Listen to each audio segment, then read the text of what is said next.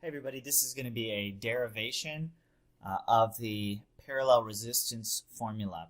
So we have a circuit here and it has three resistors in parallel. We really could have any number of resistors and the derivation wouldn't really change much. It's connected to a cell with voltage or with EMF epsilon, and I've labeled the three resistors R1, R2, and R3. They each have different arbitrary resistances. We want to figure out what the total resistance is of this circuit, or the equivalent resistance for this parallel circuit. We're going to use a couple facts to figure that out. One, we know that voltage is constant in parallel.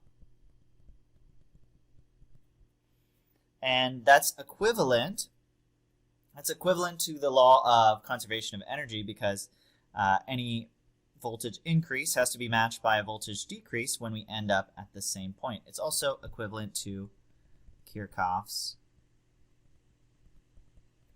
voltage or loop rule, which says that the voltage around any closed loop must be zero. Any voltage increase must be matched by an equal voltage decrease if you go around a closed loop. Okay, fact number 2. Current is divided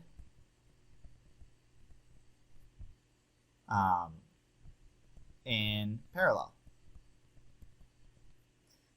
And that's equivalent to conservation of charge. It's also equivalent to Kirchhoff's junction rule. Junction or current rule. And all that's really saying is if we have some current going in, by the law of conservation of charge, there has to be an equal amount of current coming out. Because if not, then we would have more charge going in than going out. We don't have that. Charge is conserved. And last of all, we know Ohm's law. V equals I times R. So using that, we're going to figure out an equation for resistance. So from that fact, if voltage is constant in parallel, then each of these resistors has a voltage of epsilon across it. Epsilon. Epsilon. And I'm labeling plus minus just to indicate which side is at the higher potential. I'm also going to label in some currents here. I'm going to have my total current coming from the battery, which I'm going to call I total. And then each of these branches is going to have some current running through them. I1, I2, and I3. From the second fact, from the fact that voltage or current is divided in parallel, I can say that I total is I1 plus I2 plus I3. Because that total current is split among the paths, that has to be true. Then I'm going to substitute in Ohm's law. I'm going to solve Ohm's law for I equals V over R. So I'm going to substitute in V over R for each of these currents. Now, the total current would be the total voltage divided by the total resistance. So that's going to be my EMF over R total, or R equivalent. Let's just call it R equivalent. The current through 1 is equal to the voltage across 1, which is just epsilon over R1.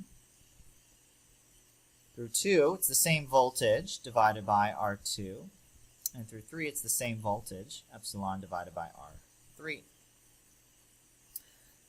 Notice that we have an epsilon in every term, so we can divide both sides by epsilon, and those epsilons will cancel. The voltage cancels out because we're in parallel. We get our equation for the equivalent resistance in parallel. 1 over the equivalent resistance is equal to 1 over R1 plus 1 over R2. And since we have 3 resistors, it's plus 1 over R3. But if we had more resistors in parallel, it would just continue on like this.